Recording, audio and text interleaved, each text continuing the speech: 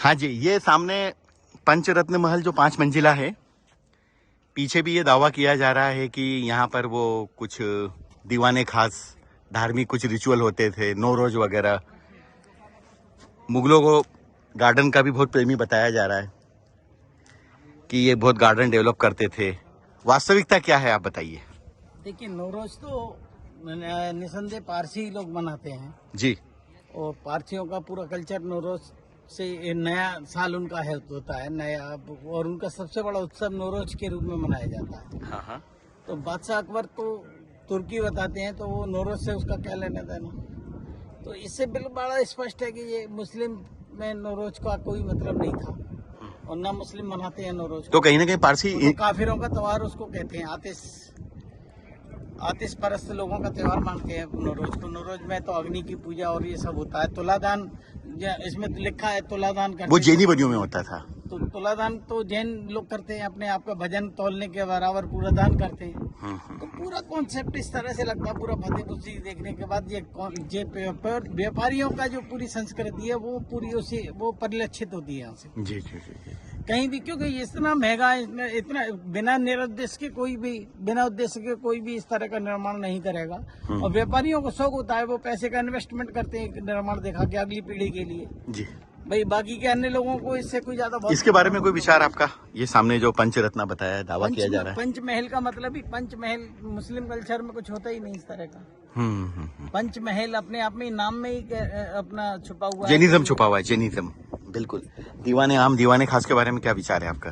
ये तो इस तरह का दीवाने आम कि यहाँ न्याय किया जाता था, अकबर यहाँ आके बैठता था। असल में पूरी दुनिया की जो भाषा थी वो उसमें फारसी बहुत महत्वपूर्ण स्थान रखती थी। संस्कृत और हिंदी और ये सब, उर्दू तो ये बाद में जन्म हुआ है ये सब। जी।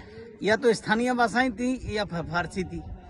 तो फारसी में दीवाने आम और इस तरह की शब्द थे, तो जैसे आज के रूप में बोलते हैं कि आम जनमानस के लिए, हिंदी में उसको आम जनमानस की समस्या सुनने के लिए कहा जाता है। कोड भी नहीं था इनका। तो कुल मिला के ये कि फारसी जो बादशाह या बड़े व्यापारी होते थे उनकी भाषा ही फारसी थी, व्यापारिक भाषा फारसी थी, सिल्क रूट की भाषा फारसी थी।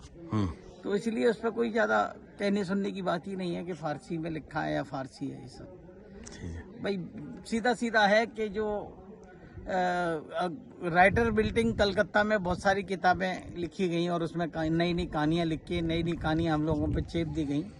अब लोगों को जब भी बताएं तो लोग उस गहराई में तक जाना ही नहीं चाहते। जो राइटर बिल्डिंग में बैठ के राइटरों ने लिख डाली है कहानियां, उन्हीं को हम लोग रटे जा रहे हैं, हमारे बच्चे रट रहे हैं। उसी से हमारी सिविल सर्विसेज में भी वही लोग आ रहे हैं जो उन्हीं कहानियों को पढ़ने के बाद, तो ये गुलामी की कहानियों को पढ़ के सिविल सर्वेंट बन रहे हैं। रूप से पूरी तरह गुलाम बना दिया गया है। अब नई बातें उनको सच्चाई की तरफ रूबरू कराएं तो वो बड़े शोध का विषय है और उस पर सरकार भी नहीं चाहती इस तरह के शोध हों, सच्चाई सामने आए।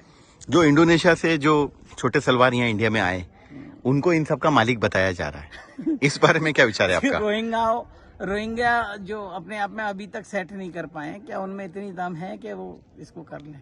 सवाल कम्बोडियन व्यापारी जो वहाँ से भगाए गए, या वो शरणार्थियों ने फिर स्थान बनाया भारत को। भारत में एक अपना नया उन्होंने पूरा तैयार किया इंफ्रास्ट्रक्चर। अब वो नए सिरे से और बड़ा तैयार हो रहा है। ये सब स्ट्रक्चर पुरानी चीजें हो गई, उन्होंने छोड़ दिया, भारत सरकार के हवाले, एसआई के हवाले कर दिया। अब उनके पुरखों की निशानियों को भारत सरकार अब संजो रही है, जिसे नई नई कहानियों के रूप में हम लोग नए नए इतिहास के रूप में पढ़ रहे हैं। पुराने इतिहास से, सच्चे इतिहास से इसका कोई लेना देना है ही नहीं। धन्यवाद जानकारी के लिए।